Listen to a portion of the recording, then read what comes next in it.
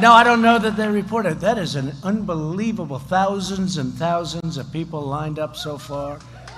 And it was very important for me to come to North Carolina because we wanted to be here, but your governor didn't allow it because he's in a shutdown mode, along with a lot of other Democrat governors, and it's too bad. But I want to thank Kirby and the incredible people I just met, farmers and wonderful business people and really humanitarians. They're incredible people. I'm thrilled to be at the Flavor First Growers and Packers facility here in the great state of North Carolina.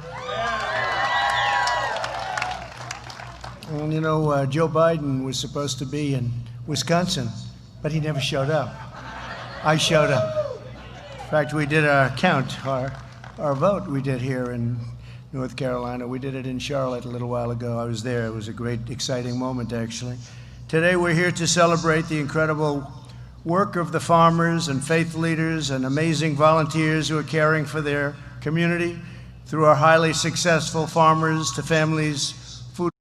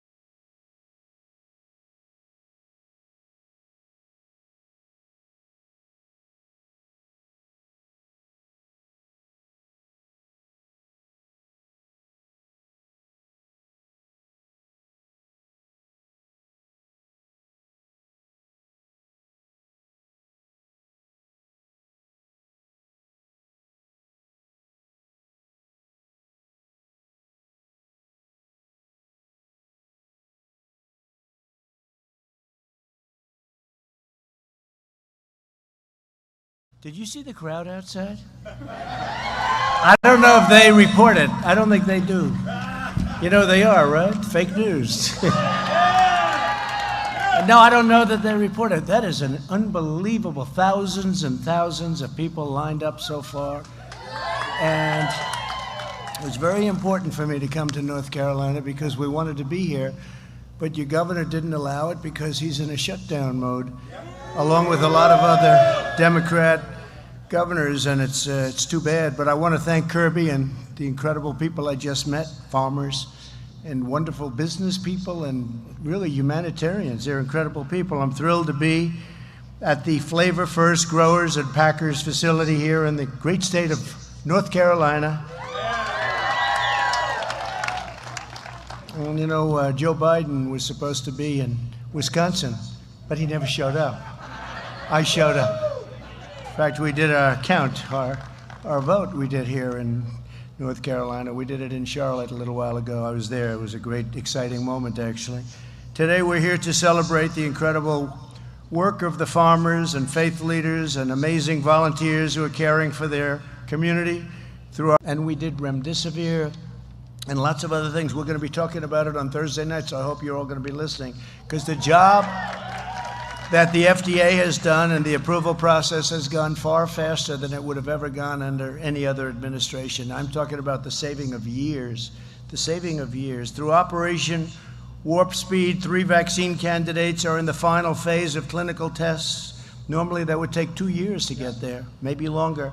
And we expect to have a vaccine available before the end of the year, and maybe a lot sooner than that. To care for hardworking Americans, we continue to deliver unprecedented financial support. We passed the largest relief package in history. Altogether, we've delivered over $3 trillion in economic assistance to the American people, and the American farmer has done very well. I never hear any complaints from the American farmer. You know, I got $28 billion from China. They targeted. I said, you targeted our farmers in Iowa, in North Carolina, all over the country, Nebraska. You targeted our farmers. You can't do that. So I put big tariffs on goods coming in from China. And out of the many, many tens of billions of dollars that we took in, never happened to China before. They had the worst year they've had last year, before the plague.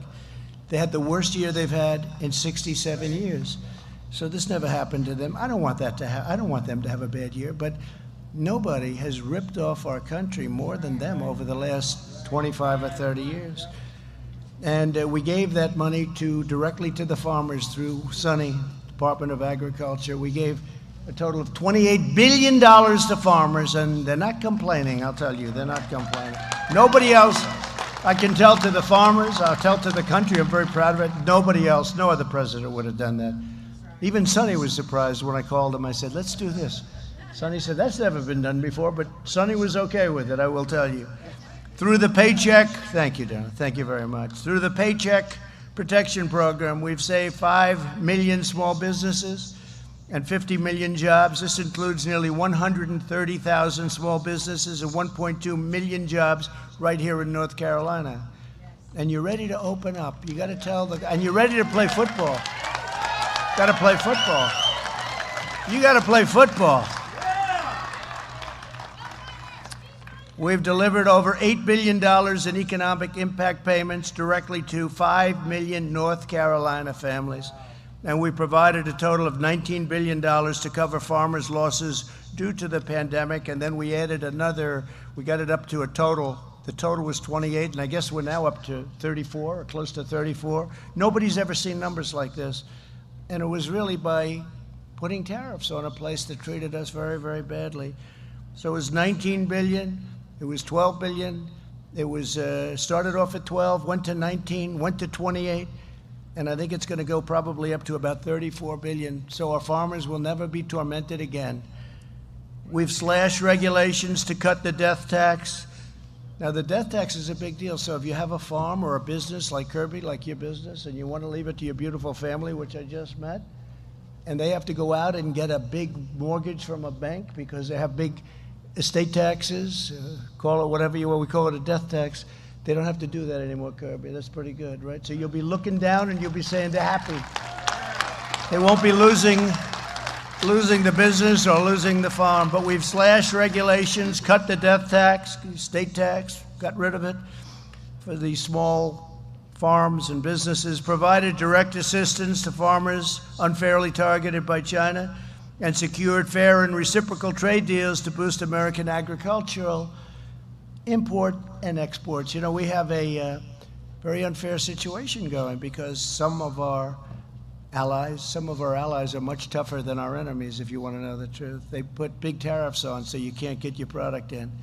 You can't get it in. And I said, that's okay, you can put the tariffs in, but we're going to put the same tariff on you. And it's amazing how quickly those tariffs come off. It's really actually incredible to watch it. Already the great American comeback is very much underway. So we've added the jobs in the United States. If you look at the stock market, it's just about, in fact, NASDAQ just set a new record, and it's over a period of 3 weeks. It's actually, I think, broken the record 14 or 15 times. And you're going to see something with Dow, because you watch Dow and you're looking at the numbers, and we're very close to breaking those records. When I left this morning, the stock market was up almost 300 points. We'll see where it is. And that's a leading indicator. That's great stuff. That's your 401ks. That's your stocks. And the economy is quickly following. Wages are up nearly 5%. Retail spending is fully recovered and is at an all-time high. Can you imagine that retail spending is now at a higher level than it was prior to the plague coming in? Can you believe that? I mean, who would think that? And home builder optimism is at a record high. And prices are going up and homes are being built, and it's an incredible thing that's happening. And when we get rid of this virus, which will happen, and it will happen sooner than people think, and that's with the vaccines, but even without the vaccines, it's happening. During this time of trial, we've seen once and again that the strength of our nation lies in patriotic citizens like everyone here today. I've met so many of you. Each time you deliver a food box to a family, you show them that in this country, no one is forgotten. Remember, I used to talk about the forgotten men and women of our country, and still talk about them. You'll be hearing about them on Thursday night. They're no longer forgotten. You become a very, very important voice, very important voice. They used to say, who are these people? I said, they're the forgotten people. They work hard. They work so hard, and they're the forgotten people. Not any longer, they're not. The Democrats are trying to find them, but they're not being too good to the Democrats, I will say that. But together we'll overcome the virus, and America will come back bigger and better and more united than ever before. We'll be stronger. Our military is more powerful now than it ever was. We rebuilt entirely our military, $2.5 trillion. So I just want to thank you for the support. North Carolina, you've been incredible. From the first day I came to North Carolina. I was here many times before I did this political thing, but I will tell you, this was a great experience dealing with the people of North Carolina, and that's why I felt I had an obligation to be here today, because we said we were going to have our convention here, and it was because of your governor that we had to move things around. But we did already. We had a very important part of it in Charlotte. So I went there, and I wanted to stop here and congratulate you on your success. And it's a great honor. And I'll introduce Sonny Perdue, Secretary of Agriculture. Thank you all very much. It's a great honor. Thank you.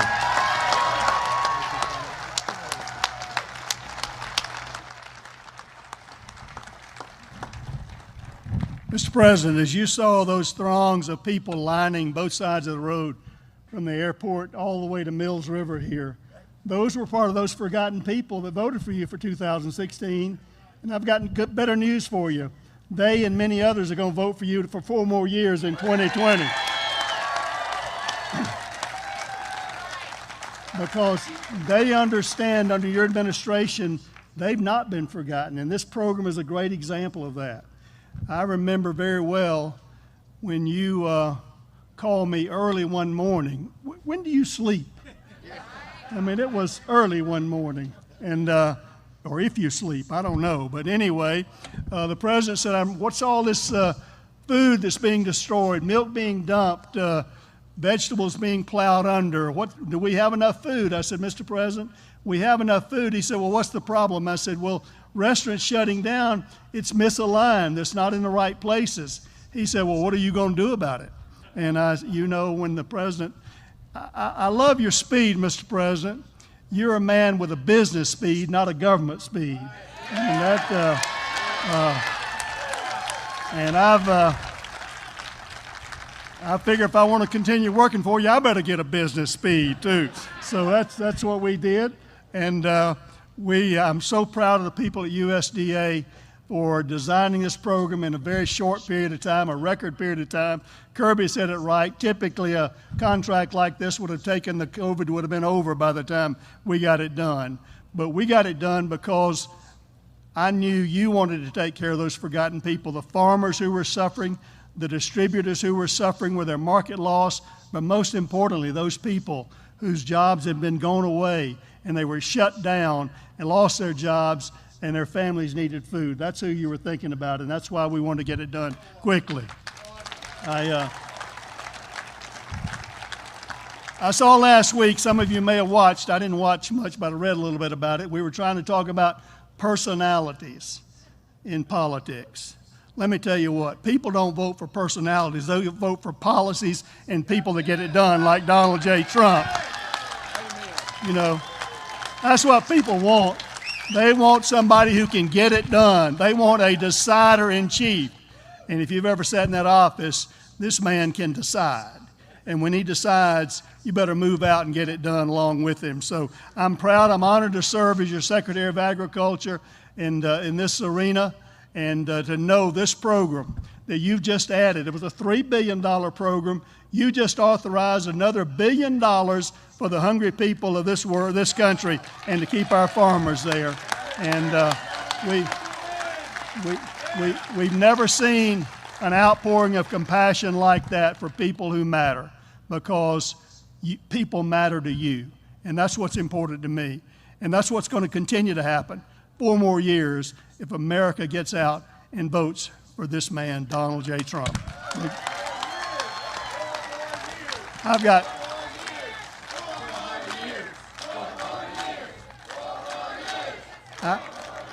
I have someone else that also believes in this program, has been a staunch advocate from the very beginning, who's been a real encourager. She's got kind of an inside track with the president, and because she loves people as well and understands with compassion what a awesome opportunity this is to do the right thing for all the right reasons.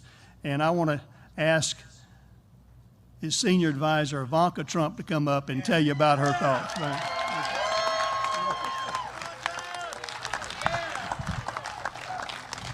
Thank you, Mr. Secretary, and thank you all for being here. I love North Carolina. And I promised my sister-in-law I would say that with particular emphasis, because Laura Trump has told me more about this amazing state than I think just about anywhere. I may know more about North Carolina than I do about New York, and I've lived there most of my life. So I love you all. It's great to be here. Kirby, thank you for hosting us at this top-of-the-line facility and showing us what you do and your hundreds of employees, how they feed America. To Baptists on the Mission and all of the incredible volunteers who join us here today, including Executive Director Richard Brunson, thank you so much. So Richard and I, and many of you volunteers, have actually met one time before in the wake of Hurricane Florence. I came here to North Carolina and I got to see firsthand the unbelievable work being done to take care of people in a time of need, which is not dissimilar to what this program was designed and intends to do and has been doing. The President mentioned the enormous success, 70 million boxes of fresh produce, milk, dairy delivered from our local family farms to those who are vulnerable across the country, while at the exact same time saving countless jobs in terms of the distribution network, the distributors, like this great facility that was having to lay people off because the supply chain was severed. So this is truly a win-win-win program. And in government, you can't say that about a lot of government programs, especially one of this scale that was mobilized so quickly. So just an enormous success. I was recently in Pittsburgh, and I was talking with a gentleman at the Church of God in Christ, and he's a distributor. His name was Zach, and he was sharing with me the fact that to his business, this program was a miracle, because as I said, it works for everyone. He had saved his whole payroll because he got one of the grants for Farmers to Family Food Box. Incorporating American farmers and ranchers, empowering our workforce, and serving families in need is about as good as it gets. This is a historic investment. USDA has never done anything like this. So this is a brand new program. And with this $1 billion addition, we're going to keep it going. And we're going to keep feeding those in need until this pandemic has passes. And one of the amazing things, and there are a lot of faith-based organizations who are involved in this program and in the distribution, and I visited one in Washington, D.C. The number of people who came up to me, parents who were collecting these boxes for their children, and they had tears in their eyes because not only did they know that their children and their family would eat that night and that week, but amazingly, they were telling me stories about how they'd never experienced the produce that was being given to them in these boxes. They'd never had anything this fresh before and this nutritious before, so the double benefit of being able to feed their families with the amazing product that you all grow on your farms. It was extraordinary. It was extraordinary. There was a Virginia farmer who, when we first launched this program just weeks ago, was at the White House and said to you, Mr. President, and I quote, "This country relies on these farmers and ranchers to do every day, to do what they do every day. So I want to personally thank you, Mr. President, and all of you who have worked so hard to make sure these farm families stay whole and that the American people never have to worry about running out of food." That's what this program does. Thank you all. And now for our final speaker, I'd like to turn it over to Richard Brunson, the Executive Director of Baptists on Mission, who will thank his volunteers. And I'd like to also give a shout out to Chief Sneed of the Eastern Band of Cherokees, who's here. Hi, Chief, thank you for being here. Thank you for all that you do as well.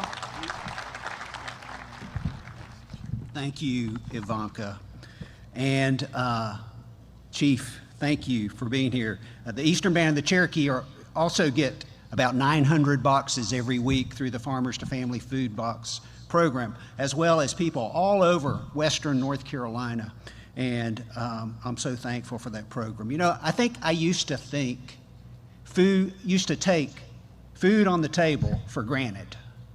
Well, I don't anymore. And there's a verse I think about a lot, especially after a disaster, and it's Romans 8:28, and it says, "In all things God works for good."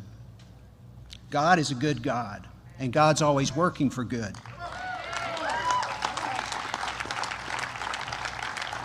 And God calls us to work for good in the lives of hurting people.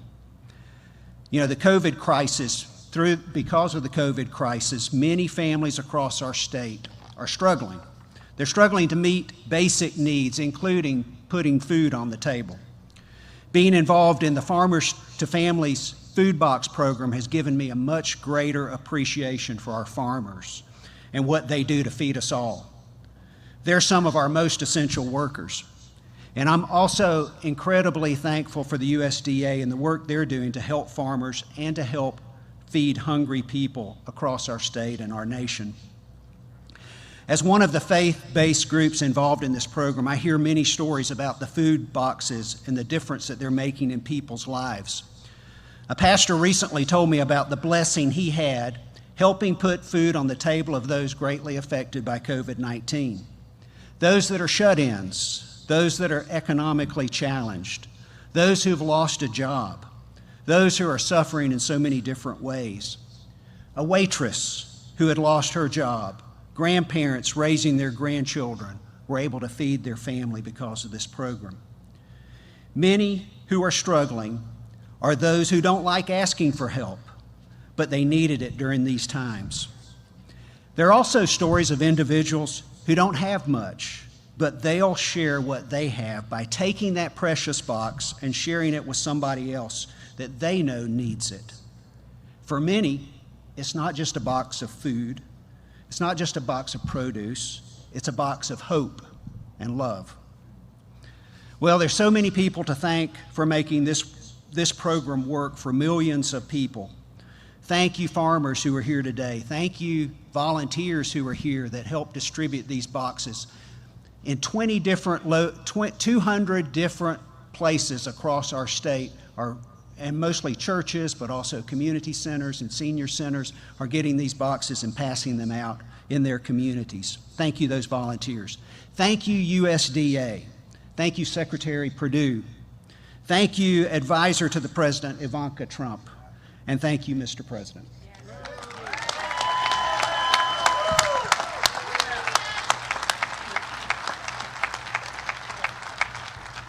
Mr. President, they love you here and they love this program. Why don't you close us out?